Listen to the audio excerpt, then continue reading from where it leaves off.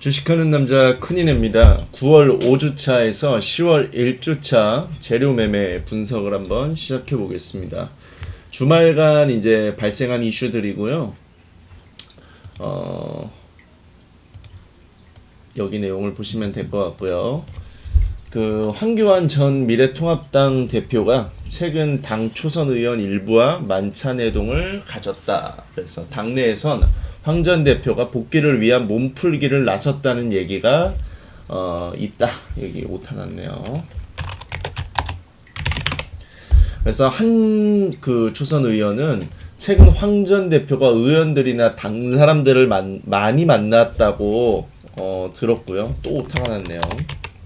그래서 머지않아서 정치를 재개하고 대선에 다시 도전하겠다는 생각이 아니면 왜 만나겠냐라는 풀이를 했습니다. 그래서 저는 이제 한창재지 제 블로그나 유튜브 이제 칼럼에도 올려져 있는 기업 분석 중장기 종목 섹터고요. 이제 큰이네가 생각하는 거는 떠나간 정치인은 다시 돌아오게 됩니다. 그리고 더군다나 황교안 같은 경우에는 유력 잠룡 중 한 사람 중이므로 야당 정치인들의 정치 관련주들이 최근 굉장히 많이 움직임을 보였잖아요. 그래가지고 그런 거에 비해서는 황교안 관련주는 상당히 지금 잠잠한 편이고, 그리고 더군다나 언론 플레이가 이제 주말간 나오는 것으로 보아가지고 큰 관심이 이어질 것으로 보입니다. 그래서 황교안 관련주로는 한창재지, 아세아텍, TBC, 국일신동, 인포뱅크, JT 등이 있는데 대장주로는 그 한창재지만 관심 있게 지켜보시면 될 것 같습니다. 시세가 나올 걸로스로 보이고 있고요. 저 같은 경우에는 당연히 한창재지를 들고 있습니다. 이제 다음 뉴스인데요. 안철수 의원 관련 뉴스입니다. 그래서 안철수 국민의당 대표가 내후년 대선에서 정권 교체가 돼야 대한민국에 희망이 있다고 추석 명절을 앞두고 국민들에게 자신은 정권 교체를 위해 할 수 있는 모든 것을 하겠다는 다짐을 전했습니다. 그래서 골자 내용이 중요하죠. 골자 내용은 서울시장은 지금 이 상태로는 본인이 직접 나가도 진다고 얘기를 했습니다. 그래서 내용을 보면은 예상했던 대로 대권으로 직행 의지가 강하다는 의지가 보이고요. 일단은 써니전자가 그 서울시장 그 출마 관련 그 이슈로도 최근 상승을 했을 거라고 저는 생각을 하고 있어요. 그래서 저 같은 경우에는 써니전자가 나쁘지 않는 수익으로 굉장히 많이 올라갔는데, 요런 방향성을 보고 이제 추가 매수를 조금 더 한 상황이었는데, 이제 주말간 이제 또 그 방산 관련주 이슈로 인해 가지고 야당 쪽 관련주들이 이제 굉장히 하락을 할 때 써니전자도 좀 하락을 해갖고 저는 이제 써니전자가 좀 많이 떨어진 상황이에요. 그래서 매수 평단까지 다시 왔어요. 수익률이 굉장히 높았었다가 매수 평단까지 떨어졌습니다. 사실 추가 매수를 안 넣었으면 수익 중이지만은, 하지만 저 같은 경우에는 안철수 관련주를 단타로 들어가려고 한 것도 아니었고, 그리고 충분히 차익 실현은 어느 정도 올라갔었을 때 해놨다가 다시 모아가는 과정이기 때문에 결론적으로는 써니전자는 수익을 훨씬 많이 남기고 있고요. 불안감 없이 대선 레이스까지 이어갈 예정입니다. 그래서 당연히 안철수 관련주로는 이제 써니전자 안랩을 보시면 되는데, 안랩 같은 경우에는 재무구조상, 재무제표상 훨씬 더 안정감이 있다는 부분, 요런 거 하나가 조금 더 써니전자보다는 안정감이 있는 종목이라고 판단을 하지만, 필자는 테마주로 할 거면 어차피 재무제표는 기본적인 거, 연간 적자가 이제 3년, 4년 적자 아닌 것만 보면 됩니다. 그러니까 내년 3월에 있었을 때 내년 3월에 대한 그 상장 폐지 이벤트에 대한 그런 부분을 피해갈 수 있는 이벤트, 그 이벤트를 피해갈 수 있는 재무제표만 아니면 된다라는 주의이기 때문에 당연히 정치 테마주 중에서도 가볍고 대장주인 써니전자만 보고 있습니다. 그래서 지속적으로 써니전자는 모아갈 예정에 저는 있습니다. 종목을 너무나 공유를 많이 해드리는 것 같은데, 제가 들고 종목들을 좋아요 많이 눌러주세요. 그리고 이제 다음 뉴스고요. 역시 주목을 해봐야 됩니다. 그래서 올해 기업 공개 최대어로 이제 꼽히는 빅히트 엔터테인먼트 일반 공모주 청약이 다가오고 있고요. 20에서 25일 진행된 빅히트 기간 수요 예측에 참여하기 위해서 단 하루 모집한 펀드에 2,400억 원이 몰리고 있습니다. 그래서 당초 목표액인 2천억 원을 훌쩍 넘겼다고 볼 수 있고요. 빅히트 경쟁률은 1000대 1이라고 합니다. 근데 이제 뭐 카카오 게임즈가 1479대 1에 비하면 그거에 비해선 다소 미치지는 못하지만은 SK 바이오팜 경쟁률보다는 훨씬 더 많습니다. 그래서 다음 주 이후 최대 이슈로 작용할 것으로 보이고요. 빅히트 엔터테인먼트 관련주로는 DPC, LB세미콤, 초록뱀, 키이스트가 있는데 초록뱀이 현재 대장주 역할을 하고 있기 때문에 테마 대장주로는 초록뱀을 공략하시는 게 좋습니다. 저는 지금 초록뱀 이미 들어가 있고요. 수익 중에 있습니다. 그래서 지난번에 초록뱀을 제가 미리 이 빅히트 선점 이슈 이벤트 때문에 미리 선점해서 60% 정도 수익을 먹을 때 전량 매도를 했고요. 단기 스윙으로 요거는 진입을 하고 중장기 투자는 아닙니다. 그래서 60% 매도를 한 다음에 최근에 금요일날 다시 재진입을 한 상황에서 지금 현재 조금 약수익 정도 먹고 있습니다. 그래서 저는 전고점 돌파가 일단 나올 거라고 생각을 하고 있고요. 매수 평단을 만약에 위협하게 되면 일단 정리를 하고 다시 재진입을 하거나 그게 아니면은 들고 가서 풀홀딩으로 제가 원하는 목표까지 먹을 생각입니다.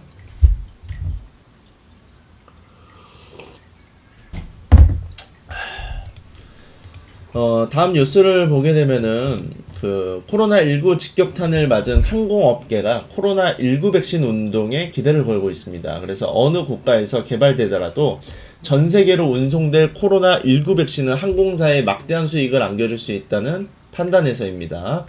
백신 등의 의약품은 일단은 내용을 보셔야 돼요. 백신 등의 의약품은 상온에 두면 변질 우려가 있어가지고 운송과 보관때 콜드체인이라 그래가지고 저온 유통을 얘기하는 겁니다. 그래서 이게 저온 운송이 되지 않으면은 백신은 결론은 죽어버립니다. 그 변질이 된다는 거죠. 그래서 일반적으로 백신은 2에서 8도 저온 상태에서 보관돼야 하고 백신 종류에 따라서는 영하 70도 이하로 보관되는 경우도 있습니다. 그래서 코로나19 백신은 저온 유지와 함께 신속히 운송될 필요가 있어 항공 운송이 유력한 상태입니다. 그래서 당연히 이 기술을 또 비행기가 갖추고 있어야 되겠죠. 그래서 이 때문에 국내 양대 항공사인 대한항공과 아시아나항공이 백신 운송을 위한 준비에 본격적으로 착수에 나섰고요.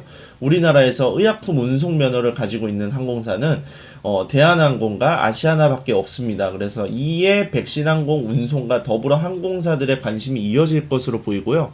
개인적으로 이거는 제가 운영하는 이제 수강생들이랑도 얘기를 나눴던 거고 제 계획을 드렸는데 저 같은 경우에는 이 대한항공을 엄청 관심 있게 지금 최근 지켜보고 있고 중장기로 편입 예정에 있습니다. 그래서 대한항공은 백신이 등장하는 순간 백신은 언젠간 나오겠죠. 근데 이제는 저는 백신이 이미 나왔을 거라고 예상을 하고 있습니다. 백신은 나왔어요. 근데 어떠한 누군가가 풀지를 않는 것일 뿐이라고 생각을 하고 있고요.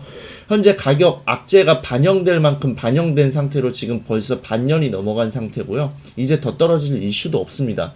그래서 저는 일단 대한항공이 턴어라운드가 오기에는 최대 수혜주로 볼 거라고 생각을 하고 있고요. 그래서 이번 의약품 항공 운송으로 인해서 다시 한번 제도약을 펼칠 가능성이 상당히 높습니다. 그래서 대한항공에 대한 그 칼럼을 제가 작성을 하려고 그랬는데 칼럼 대신 여기서 대신해서 제가 재료 분석에다가 올려드렸고요. 저는 대한항공을 중장기로 콜드체인 관련주 뿐만 아니라 백신 최대 수혜주로 저는 진입할 예정입니다. 이거는 제가 들어갈 종목인데 재료 분석 대신해서 올려드립니다. 그리고 다음 뉴스를 보게 되면은 지난주 금요일 날이죠. 돈 많이 벌었다가 그대로 반납했던 비싼 낮잠을 자게 했던 굉장히 열받는 그래서 저는 요거 때문에 주말간 마음 정리를 하느라고 조금 힘들었습니다. 손실을 나서 마음 정리하는 게 아니고 여러분들 주식하시면 아시겠지만은 내가 이긴 싸움을 그대로 뱉어낼 때가 더 열받아요. 정말 열받았습니다. 그래서 마음 정리를 다시 했습니다. 그래서 지난 금요일 방산 관련주들이 굉장히 폭락을 했죠. 김정은 사과로 인해서. 하지만 가격이 다시 원자리로 돌아온 거에 대한 메리트는 있습니다. 이거는 투자자라면 굉장히 예리하게 보셔야 돼요.